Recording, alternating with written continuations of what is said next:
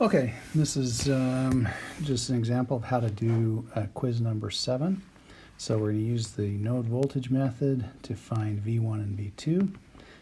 So node voltage, remember, is we do the following. We label V1 and V2, and then we're going to sum the currents and write equations, the equations based on summing the currents.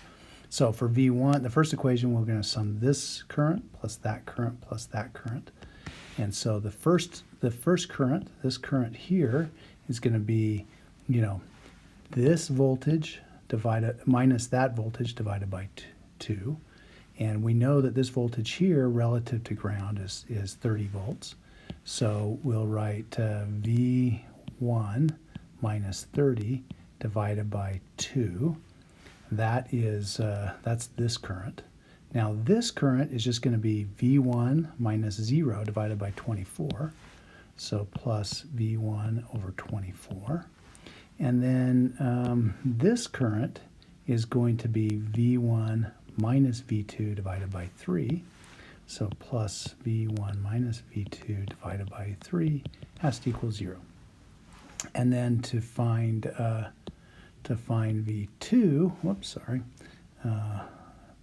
V2, I'm going to again sum all of these the currents. So I'm going to sum this current plus that current plus that current. Okay, so this current is going to be V2 minus V1 over 3. So I'm going to have V2 minus V1 over 3. And then this current, this current is going to be V2 minus 0 over 3.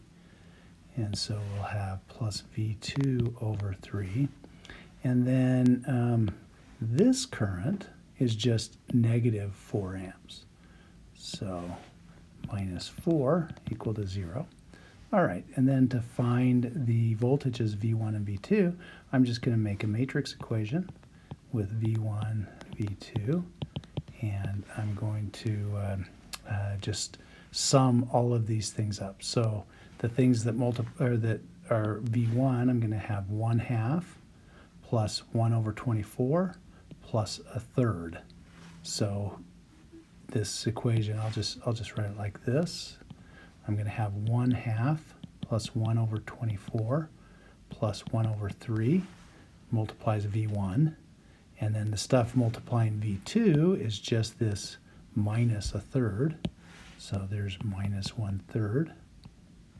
And then I'm going to move all of the constants to the other side. And the only constant that I have is this negative 30 over 2.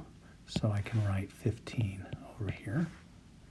And then for the second equation, I'm going to have everything multiplying V2. So I have 1/3 plus 1/3. So I'm going to have 2/3 times V2. And then everything multiplying V1. And here I've got minus 1/3. So minus 1/3. And then I'm going to move all the constants to the other side. So the only constant is this minus 4. So when I move it over to the other side, it's going to be a plus 4. And then to find V1 and V2, I would just plug that into Python or my calculator or MATLAB, whatever your favorite thing is, and get the voltage 1 and voltage 2. Okay, and I'm assuming that those are correct. Okay, there's the way you do quiz number 7.